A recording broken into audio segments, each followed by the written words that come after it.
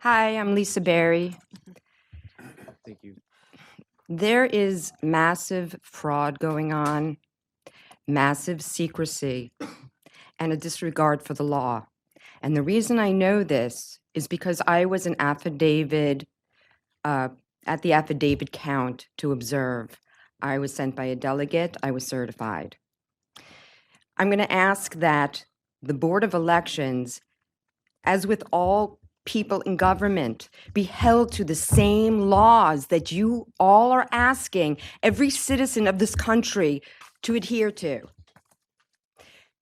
The law for observing, the Board of Elections in New York City knew this because I saw a letter from them to both campaigns about this, citing the law I just mentioned. And further, there's the law 8-500 that also talks about an observer being allowed in completely, particularly if you're certified and a representative sent you, a delegate in my case. Not only that, according to these laws, I had the right to object to any disregard or any vote being thrown out. I could have objected to 1 or 100,000. I had that right. This is not what happened. What happened was rather a nightmare. I was forbidden to stand. I was forbidden to sit any closer than 2 feet from any workstation. Everything in their power that they can do, the bottom line is, they wanted me to see nothing. I was told this was the law. That was a lie. This is the government lying about the law.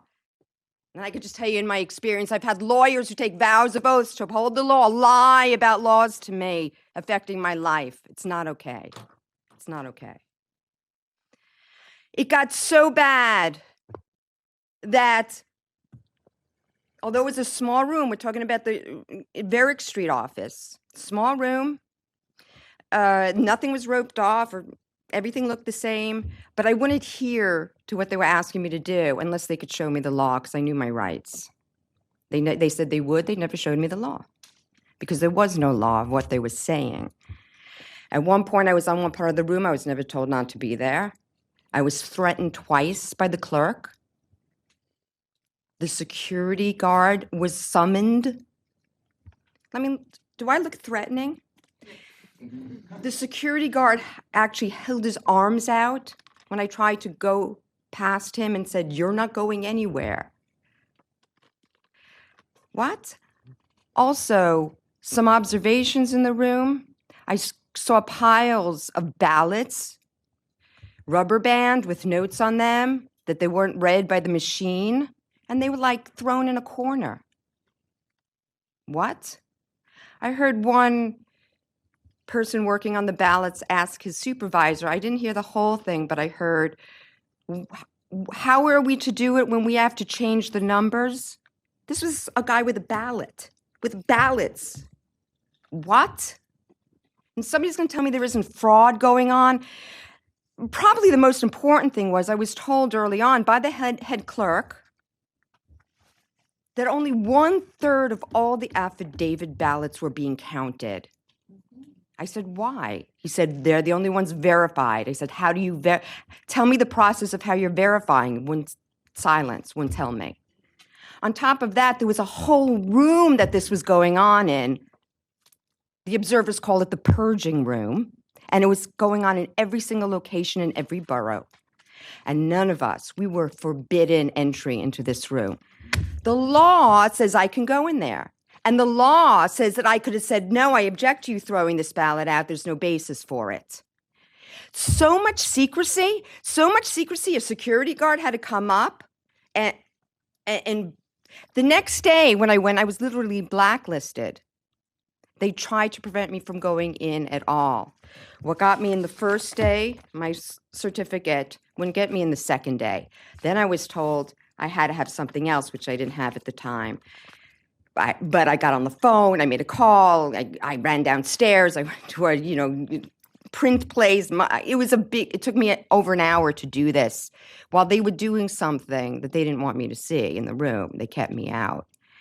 Because of me, on the second day, the room was roped off with a security guard present, even though I was told with the original certificate that let me in the first day, I can't come in because the date, something, whatever, and I need this other thing. But if I want, I could stay in the public area, which is behind this new rope. But as a delegate representative, I can go further with the other thing. When I got the other thing, I still wasn't allowed through.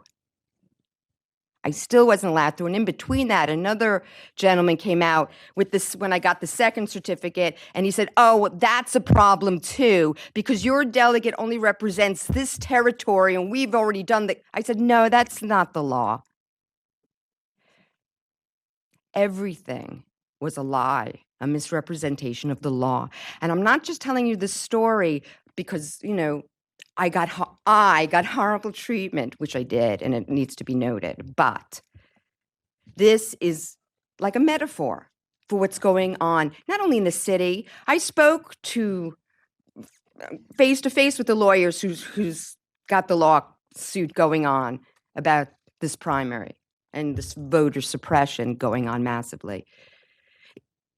It's bad in the city, but what you don't hear is that it's equally bad in the entire state of New York. Albany's had massive voter suppression, and I don't know if this is exact, but I think he said 3 million people in the state.